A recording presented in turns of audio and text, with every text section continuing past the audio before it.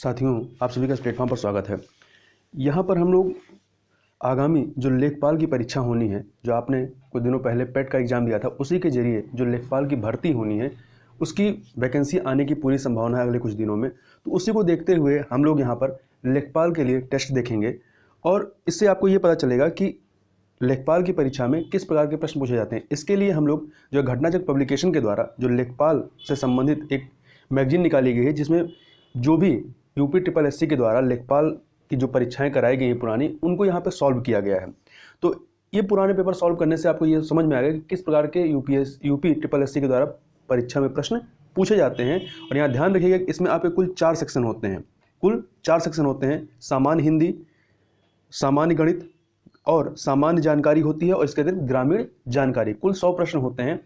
हर section से आपके 25-25 प्रश्न आते हैं। तो चलिए प्रारंभ करते हैं। यहाँ पर आज के दिन हम लोग राजस्व लेखपाल परीक्षा जो आपकी 2015 की थी, उसी को पेपर को यहाँ पर पूरे व्याख्या के साथ देखेंगे। तो सबसे पहले हिंदी का जो पोर्शन है 25 क्वेश्चन, उसको देखते हैं। तो इसमें पहला प्रश्न है कि वह अगले साल आएगा, इस वाक्य में कौन सा कारक है। तो इसमें देखिए अधिकरण कारक है। इसके लिए याद रखिएगा कि देश और काल स्वयं अधिकरण कारक होते हैं, और प्रयुक्त वाक्य में जो है आपका समय अर्थात काल दिया गया है, इसलिए अधिकरण कारक होगा। उदय शब्द का विलोम क्या होगा? उदय का विलोम अस्त हो जाएगा। इसी प्रकार से निम्नलिखित में से किस वाक्य में भविष्य काल है? मैं आपकी प्रतीक्षा करूंगा, ये आपका भविष्य काल है, जबकि मैंने एक पेड़ काट लिया, मैं पुस्तक पढ़ने वाला था, ये सभी भूतकाल का है, और मैं आपका आभारी हूं, ये वर्तमान काल का वाक्य है। आगे देखते हैं। यहाँ पे आगे लोकोक्तियों में मुहावरे दिए गए हैं, उनके अर्थ हमें बताने हैं। जैसे ऊंट के मुंह में जीरा। ऊंट के मुंह में जीरा मतलब बहुत अधिक खाने वाले को बहुत कम देना, इसका यह तात्पर्य होता है। आगे चलते हैं क्वेश्चन नंबर 5 पे। तो क्वेश्चन नंबर 5 है जूते चाटना मतलब खुशामद करना। वहीं अगला है कि यहाँ पे रिक्त स्थान दिए गए हैं, यहाँ पर क्या भरा जाएगा, इसको हमें बताना है। माता जी को प्रणाम, क्या आप लिख सकते हैं? माता जी को प्रणाम। तो सी ऑप्शन यहाँ से हो जाएगा। ऐसा व्यक्ति जिसके आने का दिन और समय पहले से निश्चित नहीं होता, उसे क्या कहते हैं? अतिथि कहलाता है वो। आगे देखते हैं। स्वच्छ शब्द का पर्यायवाची क्या होगा? निर्मल हो जाएगा। आगे प्रश्न दिया गया है 9 और 10 जो क्वेश्चन नंबर है, इसमें वाक्यों में कुछ त्रुटियां दी गई हैं, और त्रुटि वाले वाक्य में कि जिस भाग में त्रुटियां हैं उसके अनुरूप अक्षर ABC लिखा है, उसे हमें बताना है, गोला करना है। यदि वाक्य में कोई त्रुटि ना हो तो D वाले गोले को काला करना है। तो यहाँ देखिए, मुझे कल 2 किलो लीची खरीदने हैं, कोई त्रुटि नहीं है। इसमें कौन सा सही होगा? देखिए, लीची खरीदने हैं, ये आपका सही नहीं है, क्योंकि लीची क्या है? लीची आपका स्त्रीलिंग है, तो खरीदने के स्थान पर क्या होगा? खरीदनी होना चाहिए। अगला है अपने अपने किताबें बस्ते में डाल लो। ठीक है, अपने अपने किताबें। तो देखिए, किताब क्या है? स्त्रीलिंग है, तो अपने अपने स्थान पर क्या होगा? अपनी अपनी किताबें होना चाहिए। तो यहाँ पर ए वाला आपका सही नहीं है। आगे चलते हैं। यहाँ पर जो अगले 2 क्वेश्चन है 11 और 12, इसमें अनेकार्थी शब्द दिए गए हैं, और एक अर्थ शब्द के साथ ही लिखा गया है, दूसरा अर्थ में बताना। जैसे प्रमत्त का एक अर्थ क्या होता है? स्वेच्छाचारी। एक दूसरा अर्थ इसका क्या होगा? इसका उन्मत्त भी होता है। प्रमत्त का अर्थ स्वेच्छाचारी होता है, इसके साथ ही उन्मत्त भी होता है। इसी प्रकार कनक का अर्थ धतूरा होता है, और इसका अर्थ सोना भी होता है। आगे चलते हैं। रीत्यानुसार शब्द का संधि विच्छेद क्या होगा? इसमें देखिए यण स्वर संधि है, तो इसलिए इसका जो संधि विच्छेद होगा रीति प्लस अनुसार। आगे देखते हैं। 14 और 15 क्वेश्चन नंबर में लिखित वाक्यों में हमें शुद्ध वाक्य का चयन करना है। तो इसमें देखिए, वह एक महिला, इसमें महिला विद्वान थी, ये सही नहीं, क्योंकि महिला के साथ विद्वान नहीं, विद्वान का स्त्रीलिंग क्या होगा? विदुषी होगा। तो वह एक विदुषी महिला थी, आपका बी ऑप्शन यहां पर सही हो जाएगा। आगे देखते हैं। अगला है इन चारों में कौन सही होगा? तो इसमें देखिए, वह प्रमाण सहित अपनी बात बताएगा, ये आपका सही हो जाएगा। ठीक है, वह प्रमाण सहित अपनी बात बताएगा, ये विकल्प आपका सही है। आगे देखते हैं। अगला है, हमें जो वाक्य दिया गया उसके लिए एक शब्द चुनना है। जैसे किसकी सहायता, किसी की सहायता करने वाला क्या कहलाता है? सहायक कहलाता है। क्या कहलाता है? सहायक कहलाता है। जो हृदयवान हो उसे सहृदय कहते हैं। साथ चलने वाले को सहचर कहलाता है, और साथ साथ कार्य करना सहकार कहलाता है। आगे देखते हैं। भला चाहने वाले को क्या कहते हैं? हितैषी कहते हैं। बिना स्वार्थ के जो कार्य किया जाता है वह निस्वार्थ कहलाता है। जो पवित्र आत्मा वाला होता है उसे पुण्यात्मा कहा जाता है। आगे देखते हैं। अखिया हरि दर्शन की भूखी, कैसे रहें रूप रस रांची, ए बतिया सुन रूखी। उपयुक्त पंक्तियों में कौन सा रस है? इसमें आपका वियोग सिंगार रस दिया गया है। ये सूर सागर से गृहीत यह पद्यांश है, जिसमें गोपियों की विरह वर्णित है। आगे देखते हैं। विद्वान शब्द का स्त्रीलिंग क्या होगा? विदुषी हो जाएगा। आगे चलते हैं। क्वेश्चन नंबर 20, निम्नलिखित शब्दों में से तद्भव शब्द का चयन कीजिए। तो इसमें प्यास जो है ये तद्भव है, जबकि अन्य तत्सम है। और प्यास का तत्सम क्या होगा? पिपाशा होगा। आगे देखते हैं, काली घटा का घमंड घटा उपयुक्त पंक्ति में कौन सा अलंकार है? तो इसमें देखिए आपका यमक अलंकार है। यमक अलंकार में क्या होता है? जब काव्य में एक शब्द का दो बार प्रयोग हो तो तथा दोनों के अर्थ भिन्न भिन्न हो, वहां पर यमक अलंकार होता है। अब प्रयुक्त पद्यांश में घटा का दो बार प्रयोग हुआ है। प्रथम घटा का अर्थ तात्पर्य या अर्थ जो है बादल होता है और दूसरे घटा का अर्थ कम हो जाना होता है, तो इसलिए यहां पर यमक अलंकार है। आगे देखते हैं, चाकू शब्द का बहुवचन क्या होगा? चाकू शब्द का बहुवचन चाकू ही होगा। देखिए, अकारांत, अकारांत, इकारांत और इकारांत, उकारांत, उकारांत पुल्लिंग शब्दों का एक वचन और बहुवचन रूप जो है ये समान होता है। जैसे बालक का बालक, आदमी आदमी, कवि का कवि, साधु का साधु, चाकू का चाकू तथा मोती का मोती होता है, इसलिए चाकू का बहुवचन क्या होगा? चाकू ही होगा। त्रिवेणी शब्द में कौन सा समास है? इसमें द्विगु समास है। देखिए, जिस समास का प्रथम पद संख्यावाची होता है उसे द्विगु समास कहलाता है या उसमें द्विगु समास होता है। यहाँ पे त्रिवेणी में त्रि क्या है? तीन को बता रहा है, संख्या को, इसलिए द्विगु समास है। आगे देखते हैं, निम्नलिखित विकल्पों में से तत्सम शब्द का चयन कीजिए। तत्सम कौन सा है? इसमें आपका निकृष्ट जो है तत्सम है, निकृष्ट आपका तत्सम है, जबकि अन्य जो है आपके तद्भव है। जबकि तीखा का तत्सम क्या होगा? तीक्ष्ण हो जाएगा, अटारी का अट्टालिका हो जाएगा और गहरा का गंभीर हो जाएगा। आगे देखते हैं, निम्नलिखित वाक्य में मोटे छपे शब्द की वर्तनी शब्द की शुद्ध वर्तनी कौन सी है? तो देखिए, अत्याधिक व्यस्तता से जीवन में निरस्ता आ जाती है। इसमें अत्याधिक का शुद्ध वर्तनी क्या होगा? अत्यधिक होगा, ए ऑप्शन। अब यहाँ पे आपके मैथ के 25 क्वेश्चन है। मैथ के 25 क्वेश्चन छोड़ करके हम लोग आगे बढ़ते हैं सामान्य जानकारी पे, क्वेश्चन नंबर 51 पे। एक सेकेंड,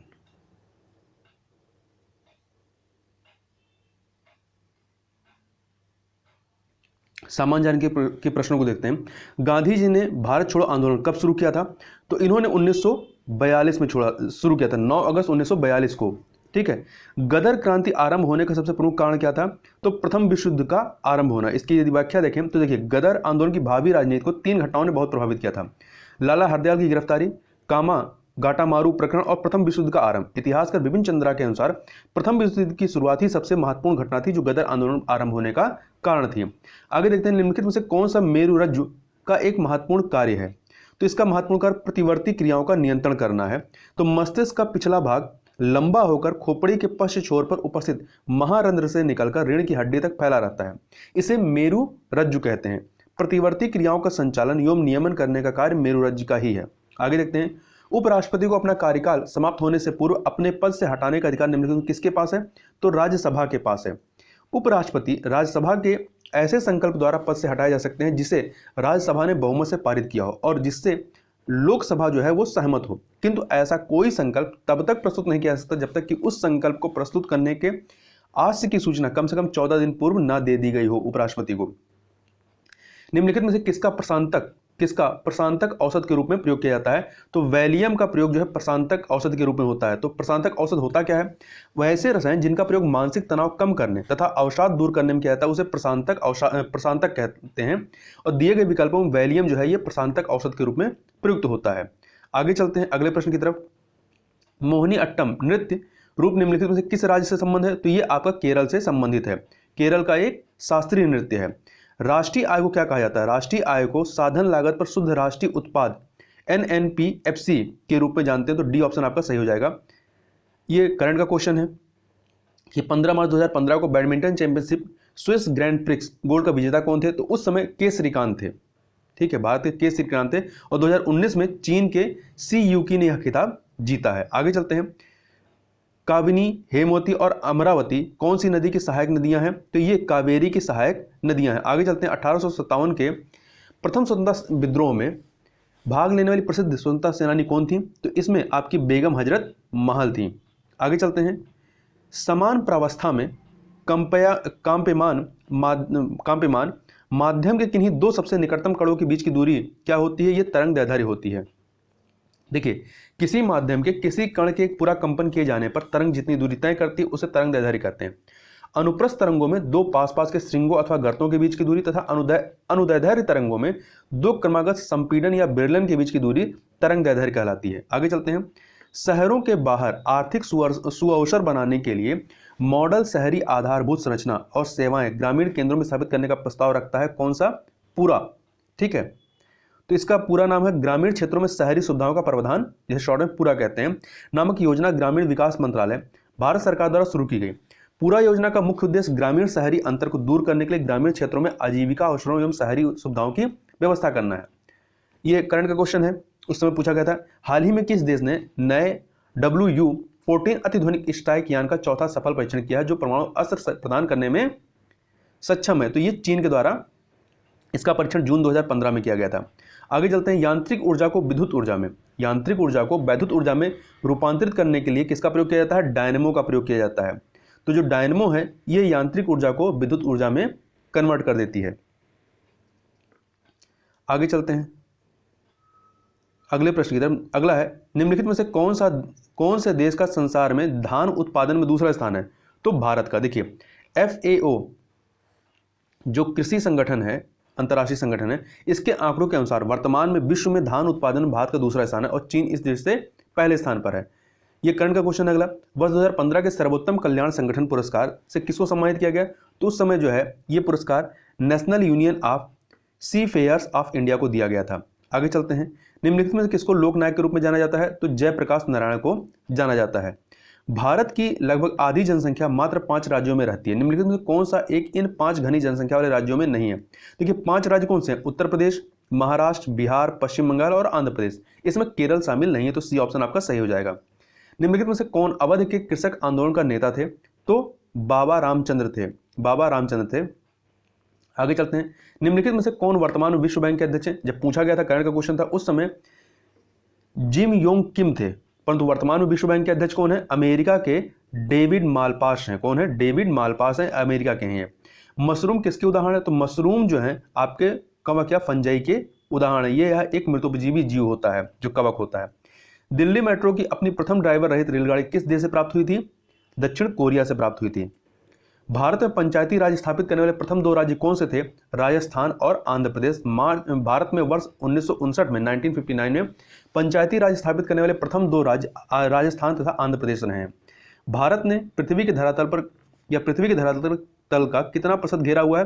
2.4% भूभाग जो है वो भारत के पास है, पूरे विश्व का या कह सकते हैं धरती का। आगे चलते हैं, 75 नंबर क्वेश्चन यह है कि अशोक के आक्रमण के दौरान कलिंग या पूर्वी प्रांत की राजधानी कौन सी थी? तो कलिंग की राजधानी तोशाली थी। क्या थी? तोशाली थी। अब आगे ग्रामीण विकास संबंधित 25 क्वेश्चनों को देखते हैं। इसमें पहला है, कौन सी उपभाषा राज्य के पश्चिमी भागों रोहिलखंड और ऊपरी दोआब में बोली जाती है? तो यहाँ पर आपकी खड़ी बोली जाती है। देखिए खड़ी बोली राज्य के पश्चिमी भाग रोहिलखंड और ऊपरी दोआब में बोली जाती है, जबकि सीतापुर, लखनऊ, फैजाबाद, सुल्तानपुर, बहराइच, बाराबंकी आदि क्षेत्रों में अवधी बोली जाती है और मथुरा, आगरा और अलीगढ़ जिलों में ब्रजभाषा बोली जाती है। जबकि उत्तर प्रदेश तथा मध्य प्रदेश के सीमावर्ती झांसी, जालौन, हमीरपुर, बांदा, छतरपुर, सागर, ग्वालियर, सिवनी, होशंगाबाद तथा उसके निकटवर्ती भूभाग को बुंदेलखंड कहते हैं। तथा इसकी बोली को बुंदेलखंडी या बुंदेली कहते हैं। तहसील स्तर पर सरकारी निकायों को क्या कहा जाता है? इसे पंचायत समिति कहते हैं।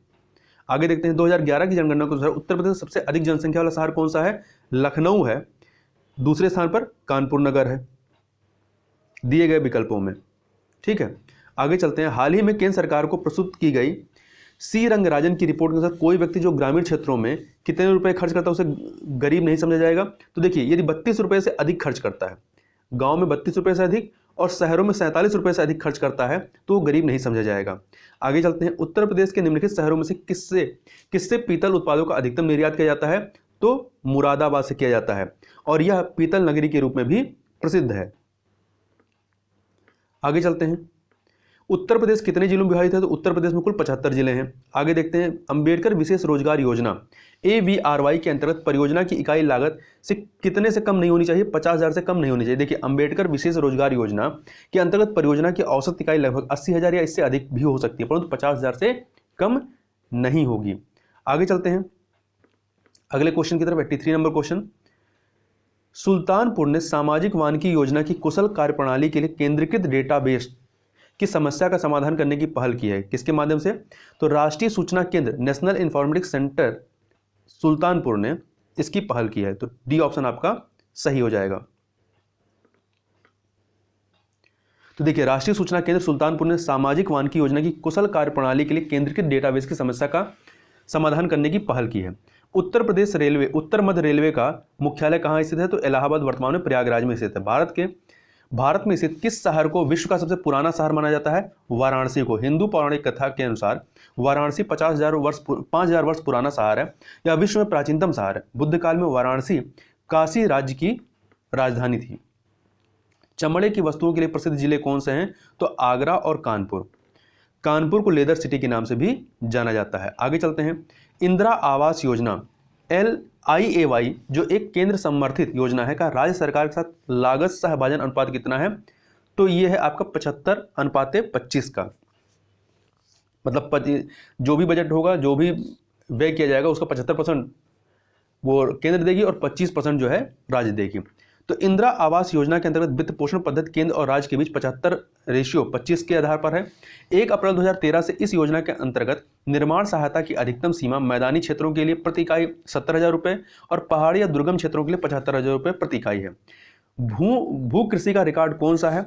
तो गिरदावरी जो है ये भूमि कृषि का रिकॉर्ड है कहलाता है। देखिए, उत्तर भारत विशेषतः मध्य प्रदेश, राजस्थान के कुछ हिस्से, उत्तर प्रदेश एवं छत्तीसगढ़ के अधिकांश हिस्सों में भू कृषि का रिकॉर्ड गिरदावरी कहलाता है। गिरदावरी एक प्रकार का फसल सर्वे जो यह वर्ष में 2 बार किया जाता है। एक विश्वा का 1 बीघा से क्या अनुपात होता है? 1 विश्वा इस प्रकार से 1/20 होता है। 1 विश्वा जो होता है 1 बीघे का 20वां भाग होता है। 1 एकड़ कितने वर्ग गज के बराबर होता है? 1 एकड़ जो है 4,840 वर्ग गज के बराबर होता है। आपका NREGP का पूर्ण रूप क्या है? इसका पूरा नाम है राष्ट्रीय ग्रामीण रोजगार गारंटी कार्यक्रम। आगे चलते हैं। अगला प्रश्न है, जिला अस्पतालों के लिए भारतीय लोक स्वास्थ्य मानकों के अनुसार 10 लाख जनसंख्या वाले प्रत्येक जिले में कम से कम कितने बिस्तर होने चाहिए? तो कम से कम 300 बिस्तर होने चाहिए। घरेलू व्यक्तिगत सौर जल हीटर के लिए आर्थिक सहायता योजना के अंतर्गत उत्तर प्रदेश राज्य में क्या प्रोत्साहन दिया जाता है? तो बट्टे का प्रोत्साहन दिया जाता है। देखिए, यदि कोई उपभोक्ता 100 लीटर या अधिक का सोलर वाटर हीटर संस्थापित करता है तो उसे Uttar Pradesh power corporation limited विद्युत बिल में प्रति माह 100 रुपये या वास्तविक बिल जो दोनों में जो कम होगा उसकी रियायत या रिबेट प्रदान करेगा। उत्तर प्रदेश की प्रमुख व्यावसायिक फसल क्या है? गन्ना है। एक ग्राम पंचायत में ग्राम के वार्डों से चुने हुए कितने सदस्य होते हैं जिन्हें पंच कहा जाता है? तो 7 से लेकर के 17 सदस्य होते हैं जिन्हें पंच कहा जाता है। आगे देखते हैं। अगला प्रश्न है, उत्तर प्रदेश के उच्च न्यायालय के मुख्य न्यायाधीश की नियुक्ति कौन करता है? तो राष्ट्रपति, भारत के राष्ट्रपति के द्वारा किया जाता है। ये किसी भी प्रदेश के उच्च न्यायालय के मुख्य न्यायाधीश की नियुक्ति भारत का राष्ट्रपति करता है। वह भारत के मुख्य न्यायाधीश से और संबंधित राज्य के राज्यपाल से परामर्श के बाद करता है। उत्तर प्रदेश में एक वर्ष में न्यूनतम कितनी ग्राम सभा की बैठक होनी चाहिए? कम से कम 2 होनी चाहिए। देखिए, प्रत्येक ग्राम सभा की प्रतिवर्ष 2 सामान्य बैठकें होंगी। पहली खरीफ की बैठक जो खरीफ की फसल कटने के तुरंत बाद आहूत होगी। दूसरी रबी की बैठक जो रबी की फसल कटने के तुरंत बाद संपन्न होगी। एक व्यक्ति के लिए पंचायत का सदस्य बनने की न्यूनतम आयु सीमा कितनी है? 21 वर्ष। 21 वर्ष का व्यक्ति पंचायत का सदस्य बन सकता है। मध्याह्न भोजन योजना के अंतर्गत विद्यालय स्तर पर बच्चों के न्यून भार की प्रतिशतता का आकलन किस आवृत्ति पर किया जाना चाहिए? तो इसे अर्धवार्षिक आधार पर किया जाना चाहिए। किस पर? अर्धवार्षिक आधार पर किया जाना चाहिए। यहाँ पे थोड़ा सा देखते हैं। देखिए, विभिन्न स्थितियों की निगरानी और आवृत्ति इस प्रकार है। कार्यक्रम एवं प्रभाव मानदंडों की निगरानी। तो कार्यक्रम मानदंड की निगरानी की आवृत्ति क्या होनी चाहिए? जैसे बच्चों को परोसे गए मिड डे मील की नियमित और एवं पौष्टिकता, ये दैनिक आधार पर निगरानी होगी इसकी, दैनिक आधार पर। जबकि सामाजिक एवं लिंग समानता का प्रोत्साहन, ये भी दैनिक आधार पर। मिड डे मील पकाने, परोसने व उपभोग करने में स्वच्छता का, दैनिक आधार पर। उत्तम गुणवत्ता की ईंधन सामग्री इत्यादि की समयबद्ध संरक्षा, साप्ताहिक होगी। और वहीं विविध व्यंजनों का क्रियान्वयन पाक्षिक या मासिक होगा। और मिड डे मील की संपूर्ण गुणवत्ता प्रत्येक माह कुछ विशेष जांचों का लक्ष्य इसमें रखा जाता है। जबकि प्रभाव मानदंड का जो मूल्यांकन होता है वो विद्यालय स्तर पर बच्चों के न्यून भार की प्रतिशतता, अर्धवार्षिक स्तर पर जो आपका क्वेश्चन पूछा गया है, उपस्थिति की स्थिति ये त्रैमासिक होती है। कार्य अपूर्णता या पूर्णता की स्थिति वार्षिक। उपयुक्त मदों 1 से 3 के संबंध में जो दिए गए हैं, ये 1 से 3 के संबंध में प्रत्येक का नमूना अध्ययन या पोषण संबंधी अध्ययन में दिशा निर्देश में दी गई विभिन्न न्यूनताएं, मुख्यतः न्यून भार एवं रक्तलाभता की स्थितियां शामिल होंगी। कब इसका मूल्यांकन होगा? वार्षिक आधार पर। अगला है, मनरेगा के अंतर्गत सामग्री संगठक के मामले में केंद्र और राज्य सरकारों द्वारा दिए गए निधिकरण का अनुपात कितना होता है? 75:25 का होता है। मतलब 75% केंद्र देता है और 25% राज्य देता है। इस प्रकार से यहाँ पर हम लोगों ने इन प्रश्नों को देखा। तो इस वीडियो में बस इतना ही, मिलते हैं नेक्स्ट वीडियो में, तब तक के लिए बहुत बहुत धन्यवाद।